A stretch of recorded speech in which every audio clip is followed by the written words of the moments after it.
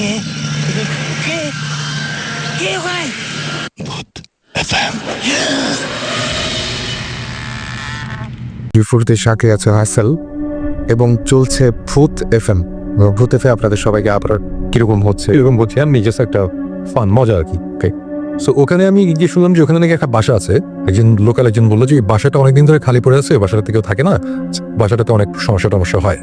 তখন আমি জিজ্ঞেস করলাম যে তাহলে মালিক কোথায় থাকে। তখন বললো যে মালিক অ্যাকচুয়ালি কানাডায় কোনো একটা ইউনিভার্সিটির প্রফেসর, উনি কানাডার সিটিজেন হয়ে গেছে, উনি ওখানেই থাকে।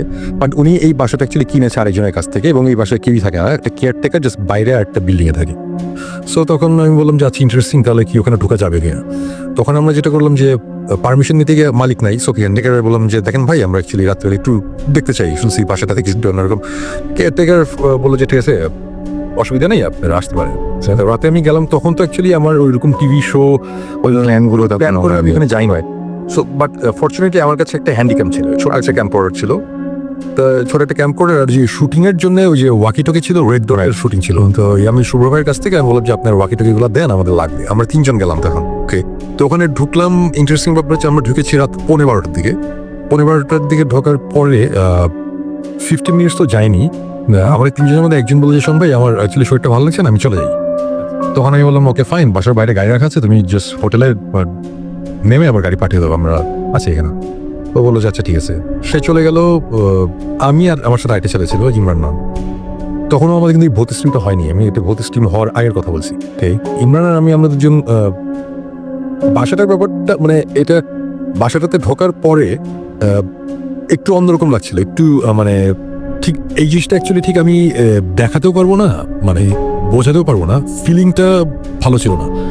অস্বস্তি মানে হচ্ছে অস্বস্তি, মানে ঘাড় একটু ভারী ভারী লাগছে, কেমন জানি লাগছে, একটু অন্যরকম লাগছিল। সো আমি একটু পরে মনে করলাম যে হয়তো আমার প্রেশার টেশার বেশি বা কোনো একটা প্রবলেম হয়েছে। আমি তখন ইমরানকে জিজ্ঞেস করলাম, ইমরান তুমি কি ঠিক আছো, তোমার কেমন লাগছে? তখন বলছে শুনবে আমারও কেমন জানি একটু ভালো লাগছে না।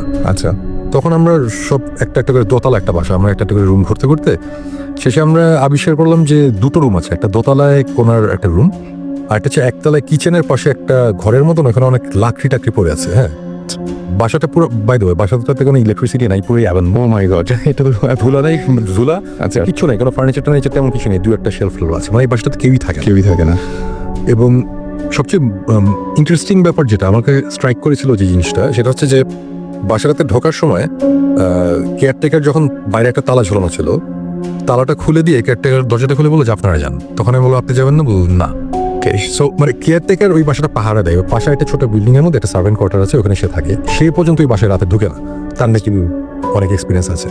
সো তখন থেকেই আমাদের মধ্যে একটা ইয়ে ছিল যে ব্যাপারটা কি একটু দেখি। সো আলটিমেটলি আমরা সব কয়টা রুম ঘুরতে ঘুরতে 2টো রুমে গিয়ে না বেশ অন্যরকম, মানে এটা থেকে আমরা ঠিক বোঝাতে পারবো না, মানে গুজ বাম্প হচ্ছে খামাখাই, মানে কেমন জানি লাগছে। সো তখন আমি ইমরানকে বললাম, ইমরান এই 2টা রুম তো কেমন জানি লাগছে, একটা কাজ করি, তুমি একতলায় ওই রুমটাতে থাকো, আমি দোতলায় রুমটাতে থাকি। তো আমরা 2জন আলাদা হয়ে গেলাম, উই স্প্লিট আপ। সো সে নিচে, আমি উপরে ওয়াকিটকিতে কথা বলছি। হঠাৎ করে মনে হলো যে খুব উইয়ার্ড একটা নয়েজ পেলাম কোনো একটা জায়গা থেকে। মানে এটা হচ্ছে অনেকটা বিড়াল কাঁদে না মানুষদের মতন করে, বাচ্চাদের করে, রাইট? ওটা ঠিক বিড়ালের কান্নার আওয়াজ ঠিক না, আওয়াজটা হচ্ছে ফর এন এক্সাম্পল, মানে আমি যদি এইভাবে বলি যে একটা বিড়াল কাঁদতে চাচ্ছে, কিন্তু কেউ যদি বিড়ালের গলাটা চাপতে হয় তাহলে ধরে রাখে, মানে তার আওয়াজটা আসতে চলে যাচ্ছে, মানে আটকে যাচ্ছে আর কি। জিনিসটা খুব উইয়ার্ড লেগেছে। এবং এই আওয়াজটা একতলায় ইমরান ছিল, সেও শুনেছে, আমি দোতলাতেও শুনেছি, একই আওয়াজ, একই রকম। এবং কিন্তু আওয়াজটা কিন্তু খুব ফেইন্ট একটা আওয়াজ। ইমরান উপরে আসতে বলে যে শুনবে, আপনি কিছু শুনছেন? আমি বললাম হ্যাঁ আমি শুনছি। তা আমরা আশেপাশে রুম ঘুরতে ঘুরতে হঠাৎ বললাম যে আবার আওয়াজটা পেলাম। তখন বুঝলাম আওয়াজটা ছাদ থেকে আসছে। আমরা দৌড়ে 2জন ছাদে গেলাম। ছাদে গিয়ে দেখলাম যে ছাদে কিছু নাই, নিচে ধূপ টাইপের একটা আওয়াজ এসেছে। ওকে, আমরা আবার নিচে আসলাম, নিচে এসে দেখলাম নিচে কিছু নাই। তারপরে আমি দোতলায় যে রুমটাতে ছিলাম, ওই রুমে একটা ক্লোজেট ছিল, দেয়ালের মধ্যে একটা আলমারি টাইপের দেয়ালের সাথে লাগানো ছিল। তো ওটা আমরা অনেক টেনে খোলার চেষ্টা করছিলাম, ওটা পারছিলাম না। ইন্টারেস্টিং ব্যাপার হচ্ছে আমরা যখন উপরে ছাদে গেলাম, ছাদ থেকে যখন নিচে আসলাম, এসে দেখলাম যে ওই দোতলার ওই রুমটার একটা পাল্লা অলরেডি ওপেন, খোলা।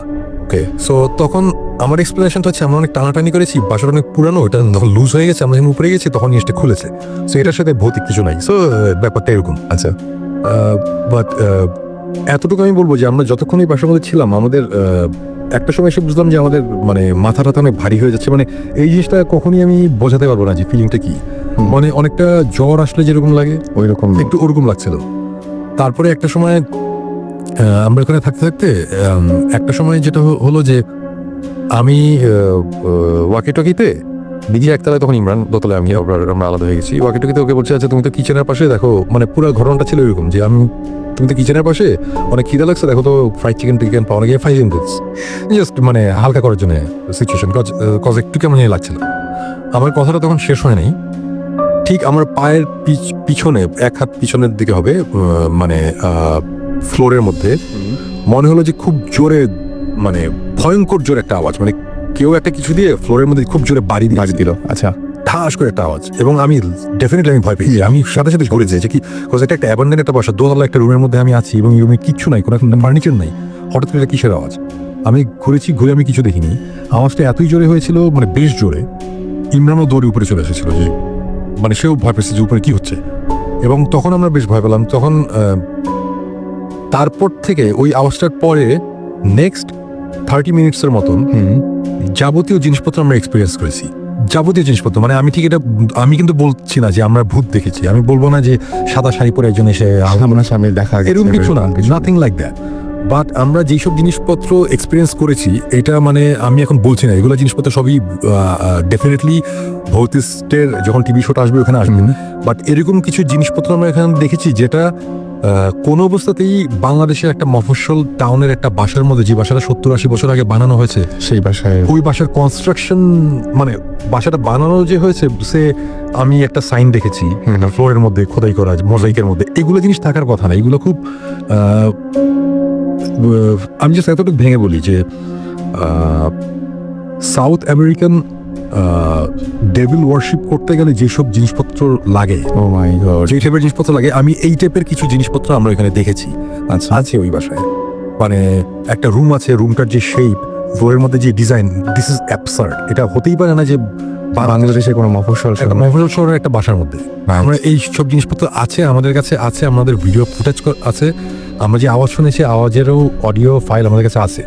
এই টাইপের অবস্থায় আমরা চলে এসেছি, আমরা রাত 3:15টার দিকে আমরা বের হয়ে এসেছি, আমরা থাকতেই পারিনি, বিকজ প্রচন্ড রকম একটা কেমন বাজে ফিলিং হচ্ছে। এই সময় আমি এমনি কয়েকটা জায়গায় পেয়েছি এরকম যে একটা মানে ভূত অনেকেই দেখে না বা সামনাসামনি এরকম কোনো কিছু ঘটে না, কিন্তু প্রথম লক্ষণ হচ্ছে নাকি যে মানে যেটা যে অসুস্থ হয়ে যাবে, মানে কোন একটা মানে ফিজিক্যাল কোন একটা চেঞ্জ আসবে। এটা আমি অনেক জায়গায় অনেকভাবে শুনেছি, এবং আমি জাস্ট এই ঘটনাটা শেষ করি এভাবে। ঘটনাটা যাই হোক নাই হোক, আমরা 3:15টার সময় বের হয়ে চলে এসেছিলাম। যখন আমরা হোটেলে এসেছি, হোটেলে আস্তে আস্তে ইমরান বললো যে শুনবে আমার শরীর অনেক খারাপ লাগছে, রাইট। আমরা শুয়ে পড়ছি এসে। আমাদের যে ভিডিও ফুটেজটা ছিল, ওই ভিডিওর ফুটেজটা তখন যে শুভ্রভাই ওখানে ছিল, গাজী শুভ্র, রেড ডটের, ওনারা যে অ্যাডের কাজের জন্য, রাইট। শুভ্রভাইকে আমি দিয়ে বললাম, শুভ্রভাই এই যে এই ক্যামেরার এই ফুটেজ, আমার কাছে একটা ফুটেজ আছে, এই টেপটা আছে, টেপটা আপনি রেখে দেন, রেড ডটে পুরো আন্ডার লক এন্ড কি রাখেন, এটা খোলার দরকার নেই। এটা যখন আমাদের মনে হবে যে খোলার টাইম হয়েছে তখন আমরা খুলবো, এখন দেখার দরকার নেই, এখানে কিছু জিনিসপত্র আমরা দেখেছি যেটা বা আওয়াজ করা যাচ্ছে, আমার কাছে ভালো না, এখন খুলতে চাই না, বেশ অশুভ লাগছিল। হ্যাঁ, শুরু ওটা ওইভাবেই রেখে দিয়েছিল। এবং আসার সকালবেলা মানে ঘুমাতে গেলাম রাত তখন কত সকালের দিকে ঘুমাতে গেছি, আমি দুপুর 12টার দিকে বোধহয় ঘুম থেকে উঠলাম। ওঠার পর ইমরানের, আমি বুঝলাম যে আমার অনেক জ্বর, আমার 102-এর মতন জ্বর ছিল, আর ইমরানের তখন অনেক জ্বর এবং সে বমি করছে কন্টিনিউয়াসলি। সো আমার কথা হচ্ছে যে হয়তো বা ওই বাসাটা অনেকদিন ধরে আটকানো, কোনো রকম গ্যাস বা কোনো জার্ম কিছু ছিল, এই জন্যও হতে পারে, মানে আমরা বলছি না। কিন্তু আমি কিন্তু পার্সোনালি কোইন্সিডেন্সে বিশ্বাস করি না। এবং এই যে এই ঘটনাটা ঘটলো, এইটা অ্যাকচুয়ালি আমার জন্য অনেক বড় ব্যাপার ছিল, এই কারণে কজ আমরা যে জিনিসটা ফিল করেছি ফিজিক্যালি আমি ভালো ছিলাম না। সো যেই কারণে এটা আমার মনে অনেক ভয়ঙ্করভাবে দাগ কেটেছিল। এবং গেস হোয়াট, আমরা ভৌতিক টিমটা আবার যখন ফর্ম করার পর প্রায় 1-1.5 বছর পরের কথা, ওই ফুটেজ আমরা নিয়ে বের করলাম আবার, আচ্ছা দেখার জন্যে। তা আমি তো এর আগে ফুটেজটা ওই যে জাস্ট ছোট ওই যে মোবাইলের মধ্যে ছোট ফাইল করে মোবাইলের মধ্যে দেখতাম, সো রেজলিউশনও ভালো ছিল না। যখন আমরা ওই টেপ থেকে, আমি একটু জাস্ট ইন্টারাপ্ট করি, ফুটেজ আমাদেরকে প্রথমে দেখাতে চাইনি। আচ্ছা, হচ্ছে মানে তখন আমরা ভৌতিক টিম সবকিছু ছিল না, সে না, ওনার শরীর একটু খারাপ ছিল for long time. So he is like না, এটা এখন দেখার দরকার নেই এসেই। কিন্তু উনি ওই ঘটনা কিছুটা আমাদের বলেছিলেন। আচ্ছা, আমি আর জিবরান অনেক দিন ধরে শুনবে উই ওয়ান্ট টু গো দেয়ার, আমরা যাবো এসে হি রিফিউজড। তখন ভূতিসের ব্যাপার ছিল না, বাট ইজ লাইক না ওখানে আমি আবার যাবো একবার, কারণ আমার ওখানে গিয়ে দেখতে হবে যখন আসলে কি হচ্ছে, তাহলে আমি ওখানে কাউকে নিয়ে যাবো না। ওকে, এই করতে করতে করতে ফাইনালি আমরা বলতে বলতে বলতে বলতে দেন উনি ফুটেজটা বের করলো। এটা বেশ অনেকদিন পর, 1-1.5 বছর পরে, এক বছর বা At least এক বছর। 1 বছর পর। বন্ধুতে আপনাদের সবাইকে আপনার থেকেই শুনেছি এগুলোকে। কিছু না হলেও এটা 60s এর গল্প হবে।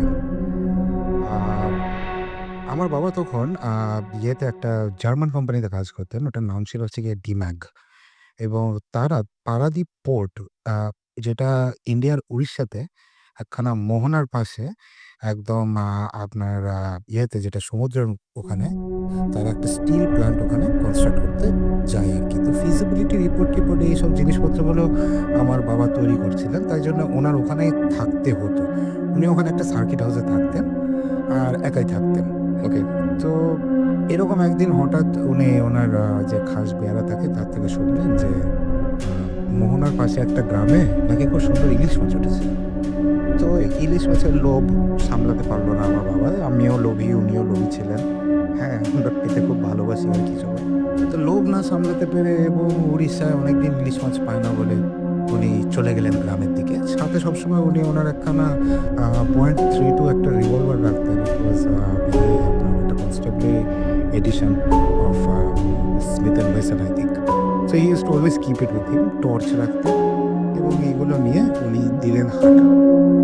তো হাঁটতে হাঁটতে সবাই খালি গ্রামে যদি আপনি কাউকে জিজ্ঞেস করেন যে ভাই এটা কত দূর, এই তো নাক বরাবর চলে যান, সামনে একটু সামনে একটু সামনে।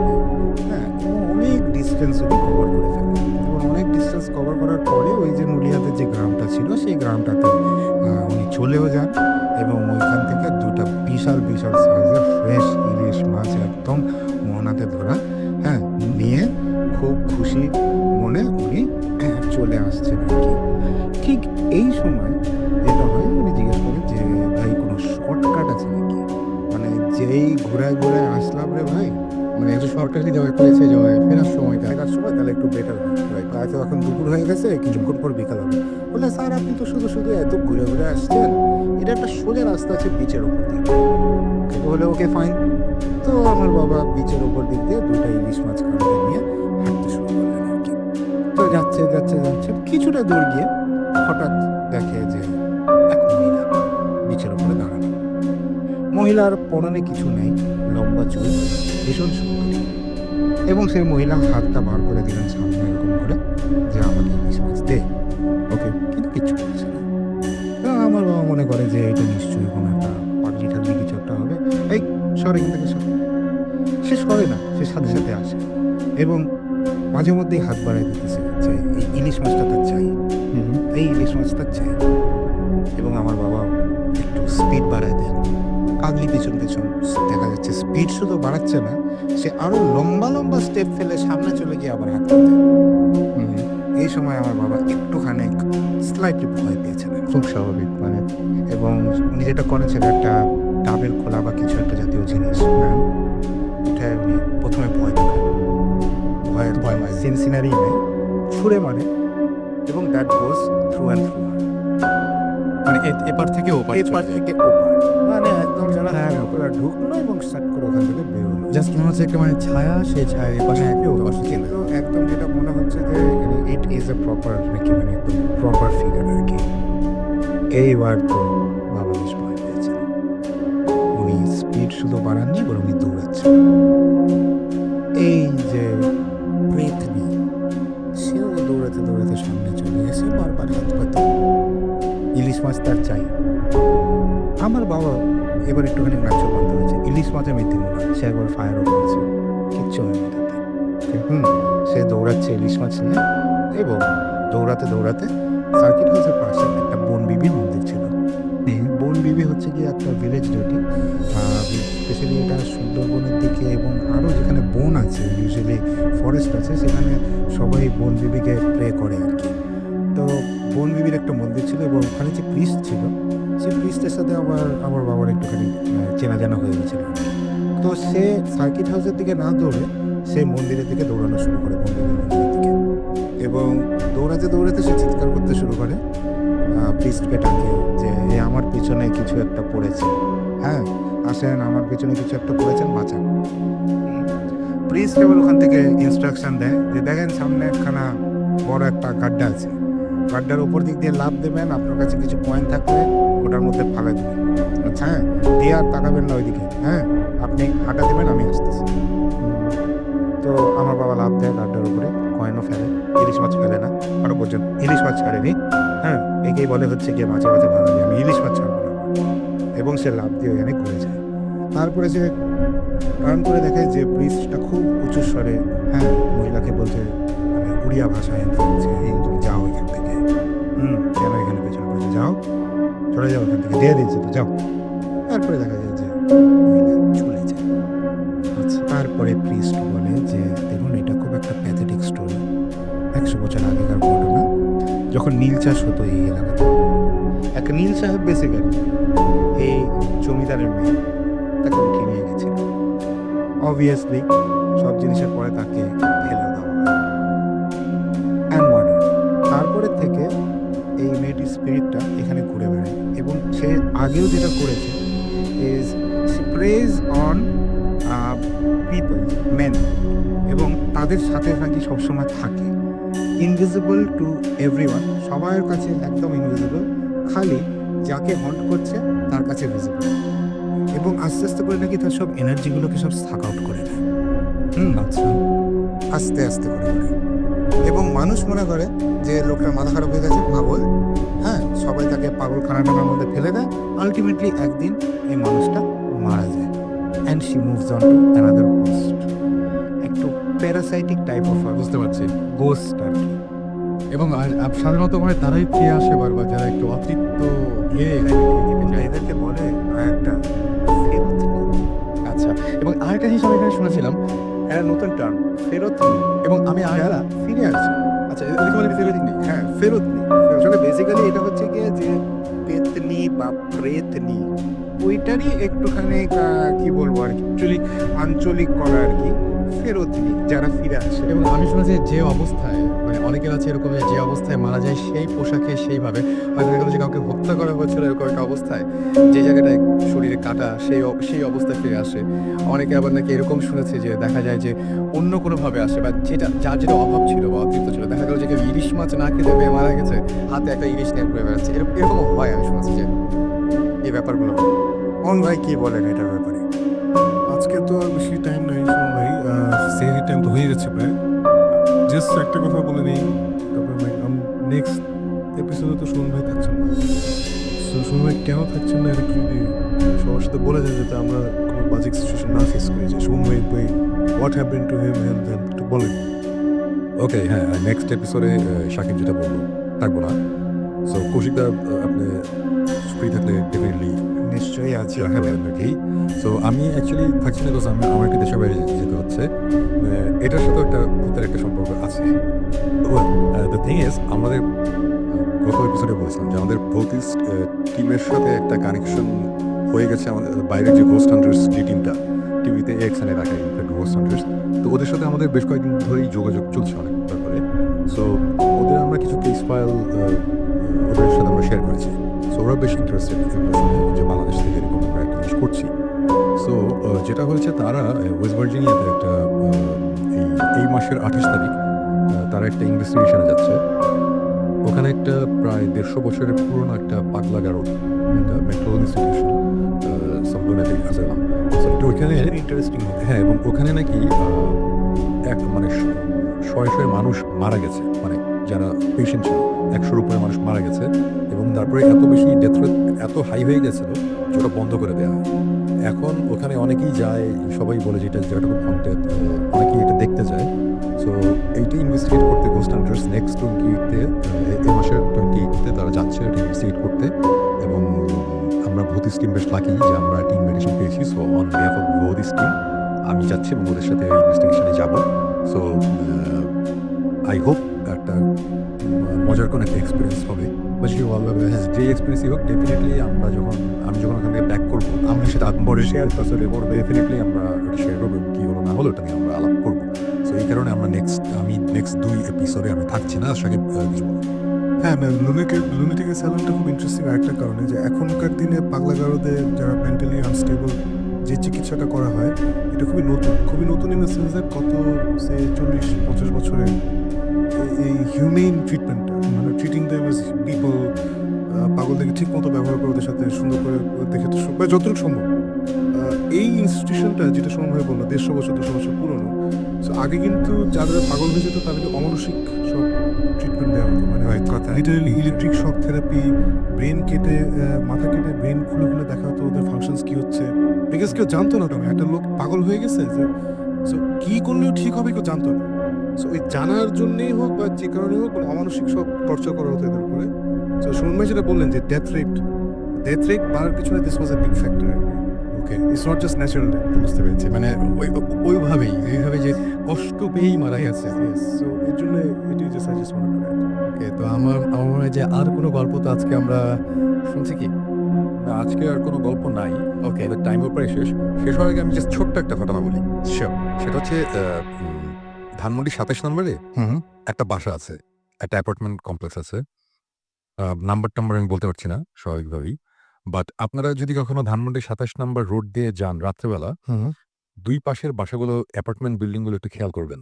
ওকে, একটা অ্যাপার্টমেন্ট বিল্ডিংয়ে বড় জোর 6টা কি 7টা লাইট জ্বলে, 6টা কি 7টা রুমের লাইট জ্বলে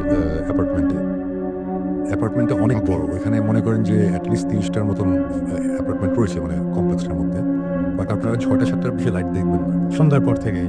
রাইট, দেখবেন না। এর কারণ হচ্ছে ওই 6টা-7টা বা 10-12টা অ্যাপার্টমেন্ট ছাড়া বাকিগুলোতে কেউ থাকতে পারে না। এবং এটা কিন্তু একটা সত্যি ঘটনা। আমি নামটা বলতে পারছি না। আমরা ওখানে যেতে চেয়েছিলাম, আমার ঢুকতে দেওয়া হয়নি সঙ্গত কারণেও, সবাই চায় না সেভাবে। বাট আপনারা এটা একটু খেয়াল করবেন, তাহলে আপনারা বুঝতে পারবেন। আপনারা জাস্ট 27 নম্বর রোড দিয়ে রাত্রেবেলা যাওয়ার সময় দুই সাইডে একটু খেয়াল করবেন। কয়েকদিন করলে আপনারা ডিটেক্ট করতে পারবেন এটা কোন অ্যাপার্টমেন্ট এবং এই জিনিসটা কেমন হয়। এটাই হচ্ছে একটা ছোট্ট গল্প। সো আমরা এই ছোট্ট গল্পটা দিয়ে ছোট্ট করে আজকে ইতি টানতে হচ্ছে আমাদেরকে। এবং আমার মনে হয় যে আবারও আগামী শুক্রবার আমরা ঠিক একদম মানে কি বলবো যে 11:59 আপনাদের সামনে হাজির হয়ে যাব। থ্যাংক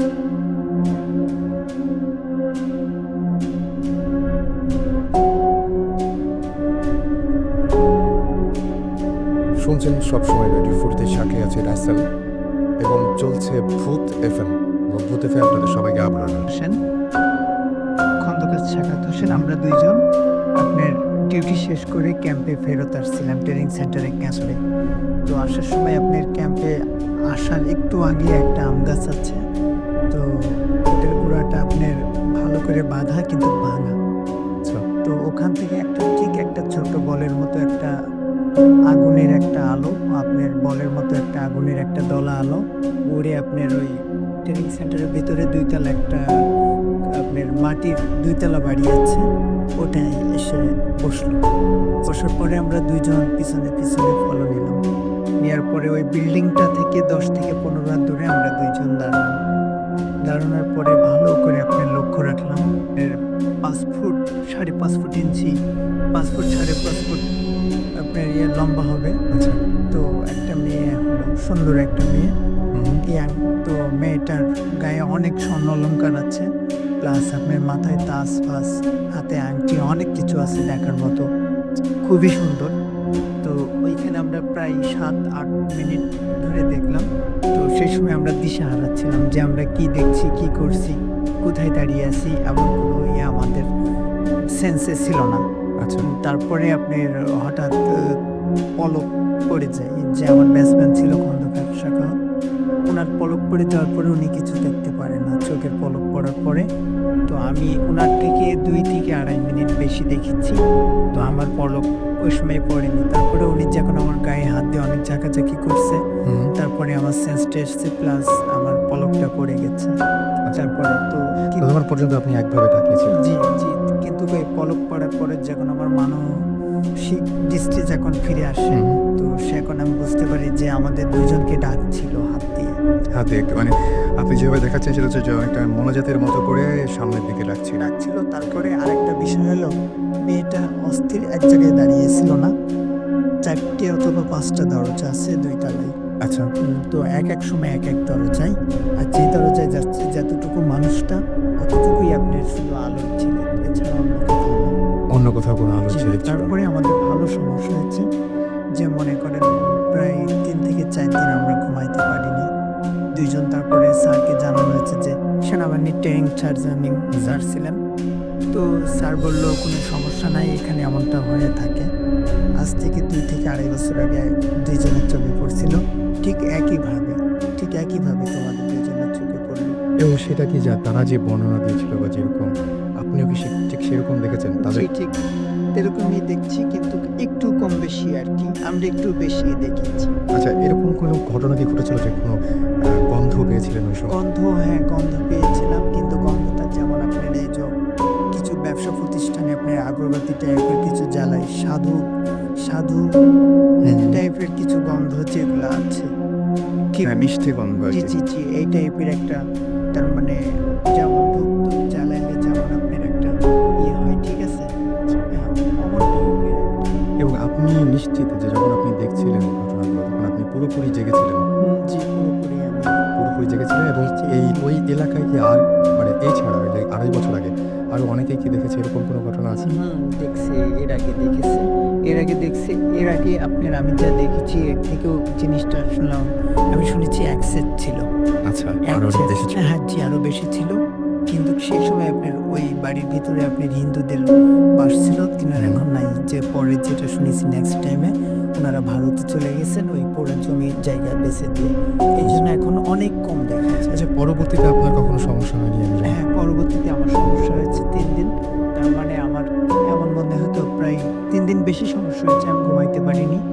আর আমি প্রায় 15 থেকে 20 দিন মনে করেন আমি চোখে পাতা বুঝলেই ওই দৃশ্য আমার সামনে ছিল। তো আপনার কোনো ক্ষতি করেনি সে? জি না, আমার কোনো ক্ষতি করেনি এই জন্য যে আমরা শুনছিলাম জিবরান ভাই একদিন বলছিলেন আমাদেরকে, জিবরান ভাই এবং সুমন ভাই আমাদের সাথে কথোপকথন বলছিলেন যে যে সমস্ত মানে এই সুবাসের ব্যাপারটা আর কি, যেটা সাধারণত এরকম মিষ্টি সুবাস পাওয়া যায় গুড স্পিরিট তারা ক্ষতি করে না, কিন্তু দেখা যায় আপনি ওই সময় কি ভয় পেয়েছিলেন? জি না, ওই সময় আমি কোনো রকম আমি নার্ভাস হইনি, কিন্তু পরে আমি নার্ভাস। পরে নার্ভাসটা হয়েছিল, ওই সময় ভয় লাগেনি কিছু, পরে মনে পড়লে যে প্রথমে আমার কিন্তু বিশ্বাস হচ্ছিল না, নিজেকে নিজে বিশ্বাস করতে পারছিলাম না।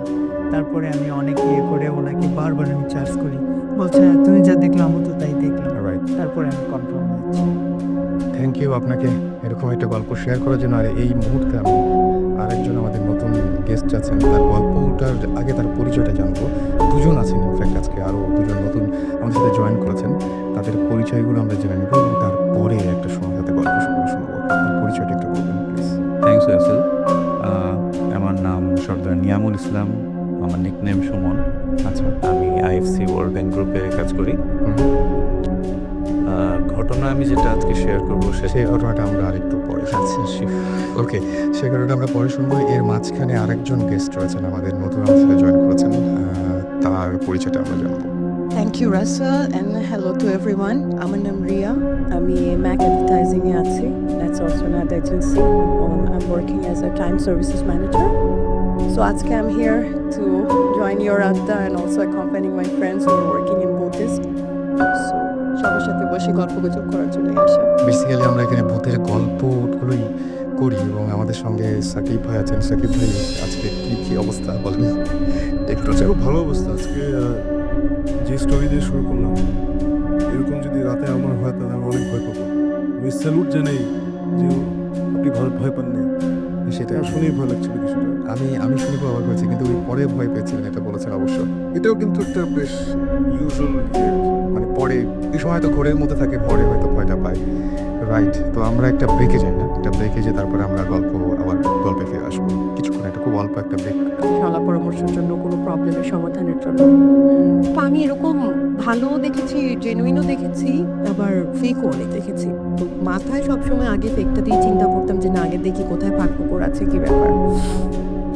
পার্সোনাল এক্সপিরিয়েন্সটা হচ্ছে এরকম, যেই জায়গাটার কথা বলছি ওখানে গেছি এবং উনি বলছেন যে হ্যাঁ, যেই পার্সোনাল সমস্যার ব্যাপারে গেছি উনি বলছেন হ্যাঁ, এরকম জিনের থ্রু দিয়ে তারা কোনো একটা, it's about related to black magic too.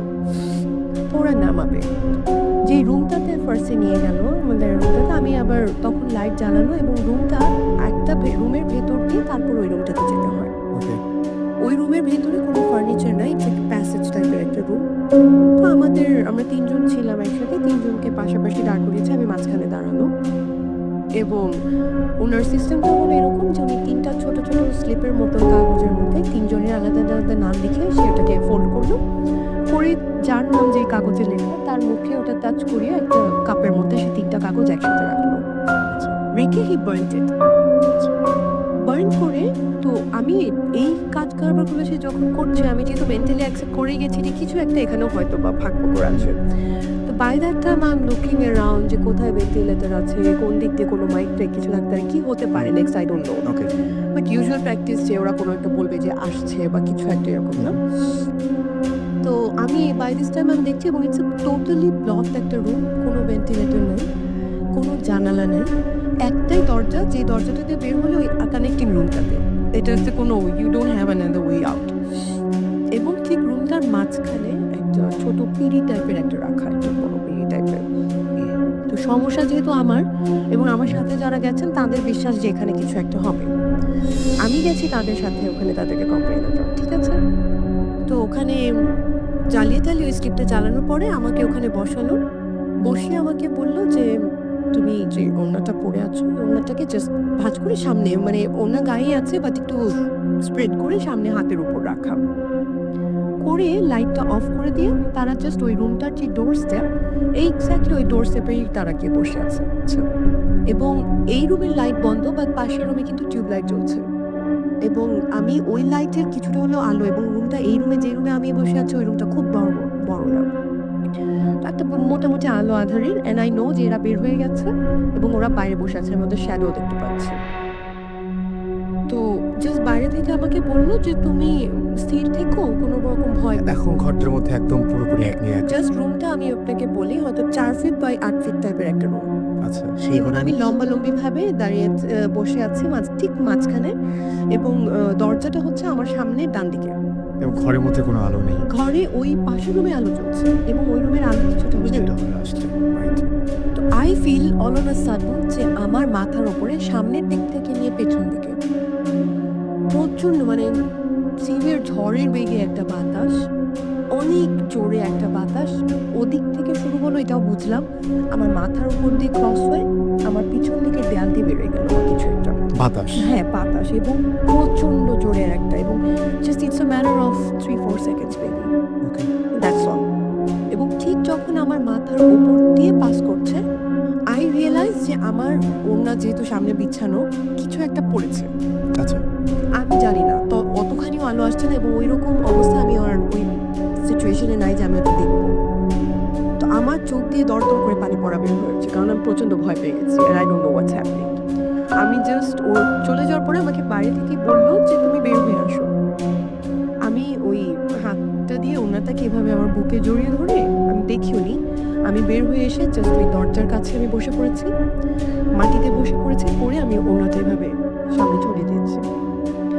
তো তখন আমি যেটা দেখলাম যে মানে ধুলো বালির সাথে কিছু এরকম স্কেলেটন, কিছু অনেক পুরনো বোনস, এবং সাথে আরো কিছু মানুষের কাগজ। হাড়গোড় আর কি। হ্যাঁ, এবং ইউজুয়ালি আমাদের কনসেপ্ট যেটা ব্ল্যাক ম্যাজিকে যেটা করা হয় যে একটা পুতুলের মতন আঁকা ছিল এবং ওটার পেছনে রিলিজিয়াসলি আমি হাম করতে না, তারপর আমি বলি যে সূরা রহমানের একটা লাইন যেটা ওটাকে উল্টো করে লেখা ছিল এবং ওটার মধ্যে আমার নাম লেখা ছিল ফিগারটার মধ্যে, এবং ওপরে লেখা ছিল 3 বার মুসিবত, বুকের জায়গাটাতে 3 বার মুসিবত লেখা। এবং ওটা একটা বাজে নোংরা কাপড় দিয়ে পুরো জিনিসটা, মাটিগুলো বাদ দিয়ে পুরো হাড্ডি, তারপরে আঁকা ছবিটা, কাগজের টুকরোটা, এই সব কিছু একটা নোংরা কাপড়ের মধ্যে বাঁধা ছিল।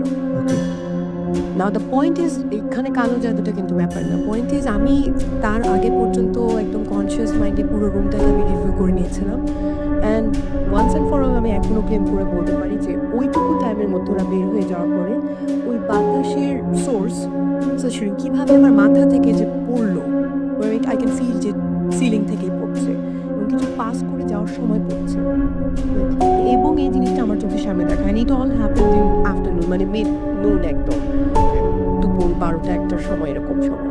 অলরাইট, যেটা হচ্ছে যে ওই পুকুরে প্রায় মানে গোসল করতে গেলে হঠাৎ করে কেউ নিখোঁজ হয়ে যেত।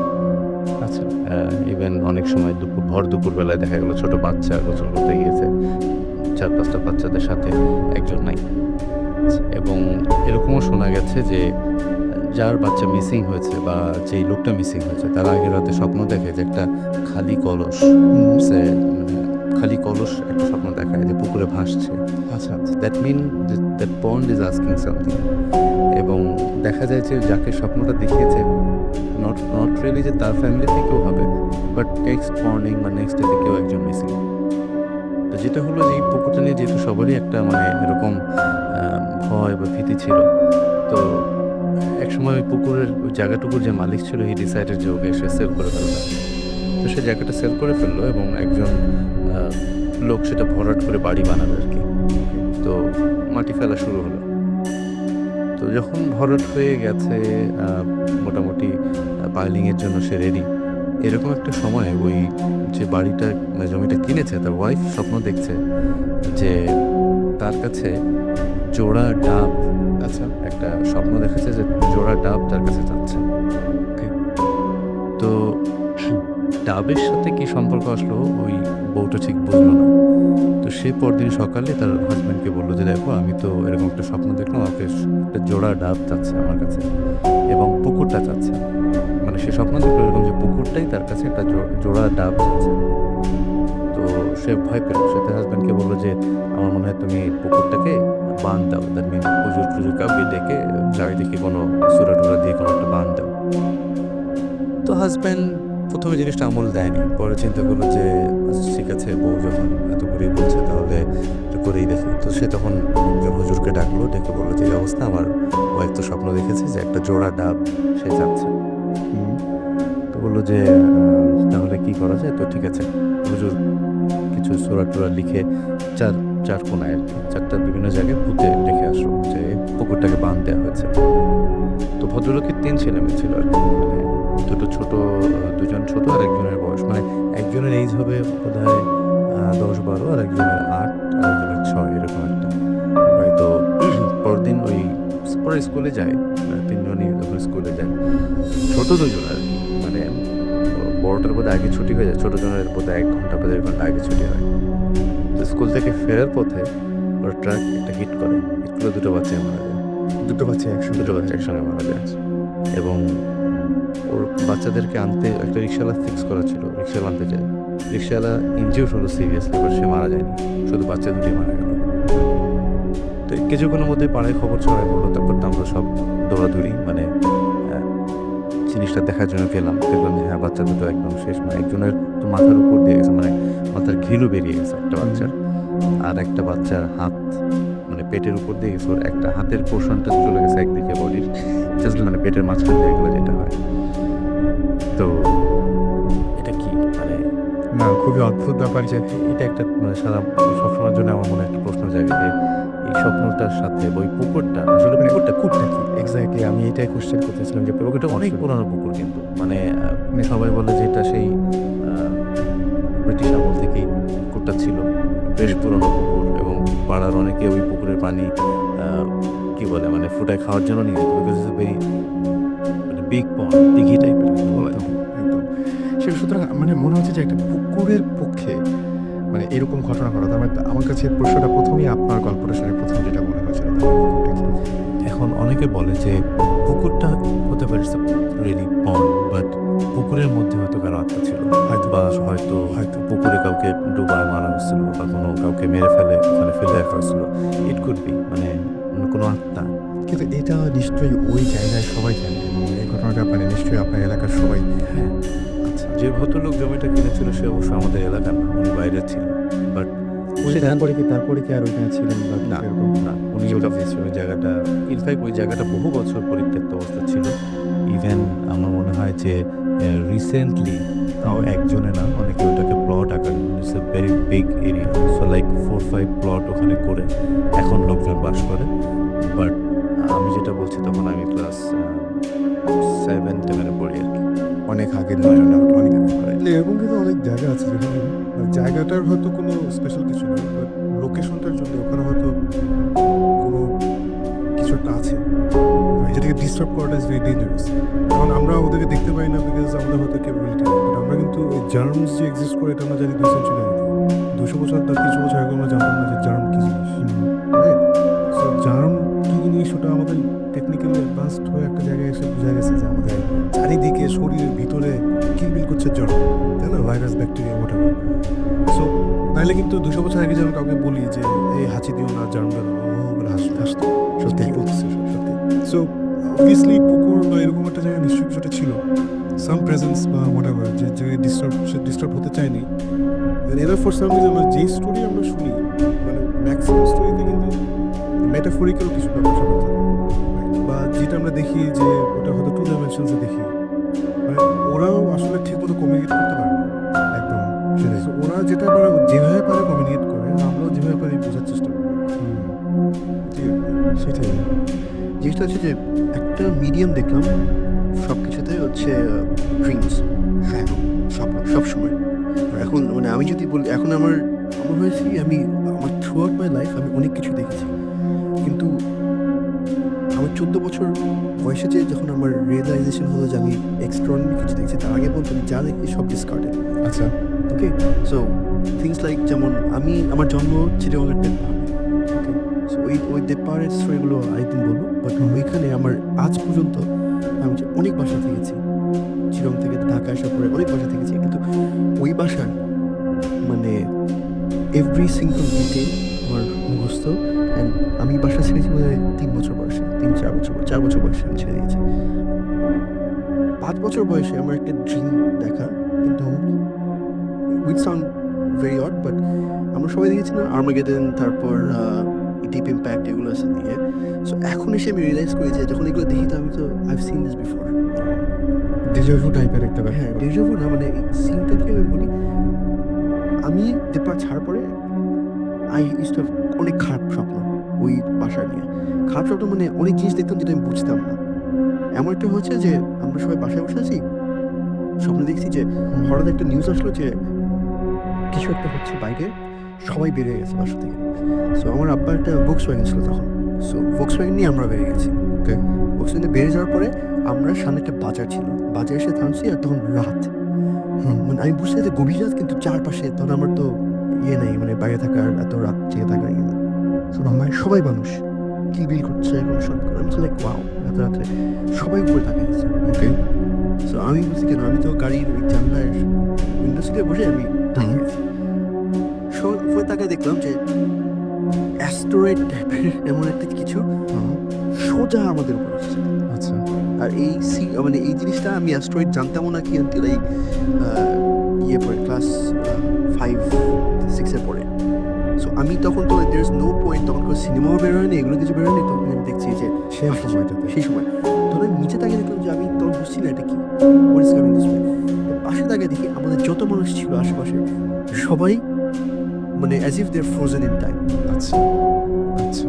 আর তখন হয় কি, ছোট ওই বয়সে যে মানে একটা অর্থ ছিল যে সবাই আটকে মানে অ্যাজ ইফ কে পজ করে দিয়েছে। সো ওই ফিলিংটা যে something stopping and there is nothing you can do and you are the only person যে এখানে আছে যে উঠতে পারে।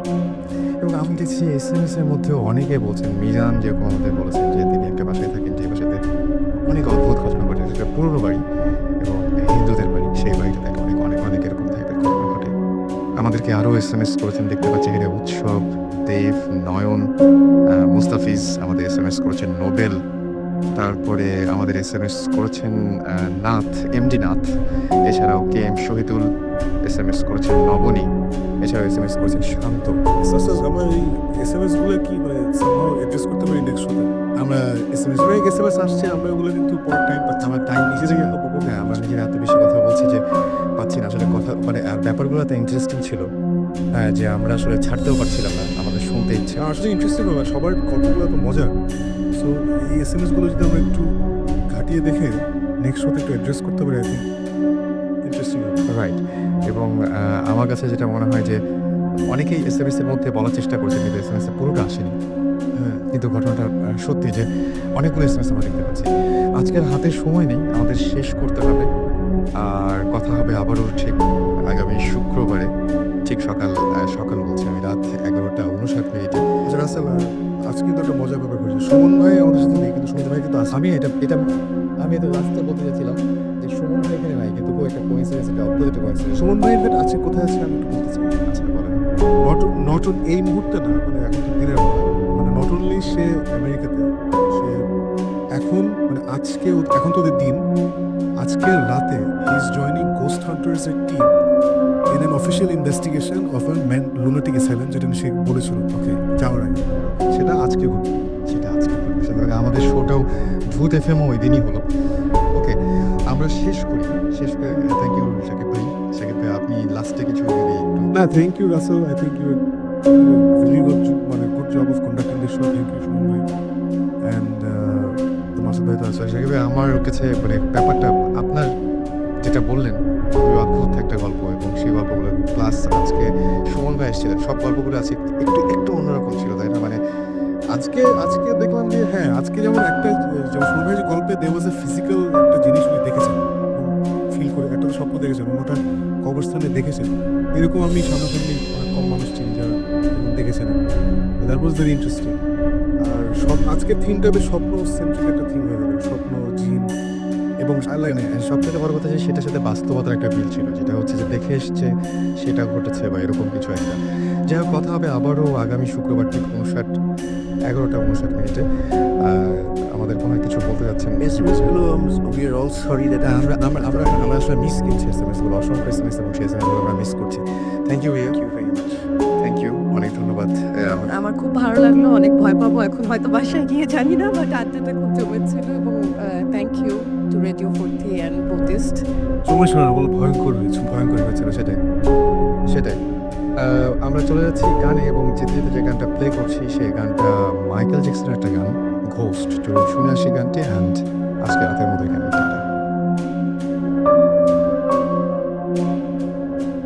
You want